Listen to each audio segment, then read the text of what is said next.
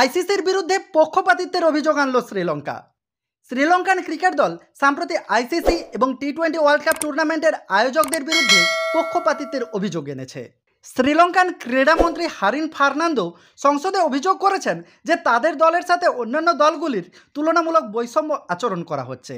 Florida বিমানবন্দরে প্রায় 7.5 ঘন্টা অপেক্ষা করতে হয়েছিল শ্রীলঙ্কান ক্রিকেটারদের, যা ছিল তাদের জন্য বেশ অসুবিধাজনক। নিউ ইয়র্কে পৌঁছানোর পর তাদের জন্য যে হোটেলের বন্দোবস্ত করা হয়েছিল তা প্র্যাকটিস স্টেডিয়াম থেকে প্রায় 90 মিনিটের দূরত্বে ছিল, যেখানে ভারতীয় দলকে অনেক কাছাকাছি হোটেলে রাখার ব্যবস্থা করেছে আইসিসি।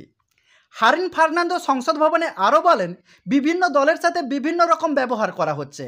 টুর্নামেন্টের আয়োজক কমিটির কাছ থেকে আমরা এর ব্যাখ্যা চেয়েছি। এই পরিস্থিতি নিয়ে শ্রীলঙ্কার বিরোধী দলনেতা সাজিদ প্রেমদাসা বিস্ময় প্রকাশ করেছেন। শ্রীলঙ্কার প্রাক্তন অধিনায়ক এবং বর্তমান দলের সদস্য অ্যাঞ্জেলো ম্যাথিউস জানান, গত কয়েকটা দিন তাদের জন্য খুব চ্যালেঞ্জিং ছিল। প্র্যাকটিসের সুযোগ সুবিধার অভাব এবং অপ্রস্তুত উইকেট তাদের প্রস্তুতিতে প্রভাব ফেলেছে। বিমানবন্দরে দেরির কারণে তাদের প্র্যাকটিস বাতিল করতে হয়েছে, যা প্রস্তুতিতে ব্যাঘাত ঘটায়। ম্যাথিউস আরও বলেন, কোনো অজুহাত দিচ্ছি না, সব রকম সমস্যাকে পিছনে সরিয়ে রেখে আমরা পরবর্তী ম্যাচ খেলতে নামব।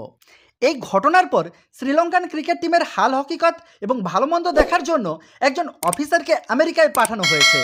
টুর্নামেন্টের আয়োজক কমিটি এবং আইসিসি এই অভিযোগগুলোকে কিভাবে সমাধান করবে এখন তাই দেখার বিষয়।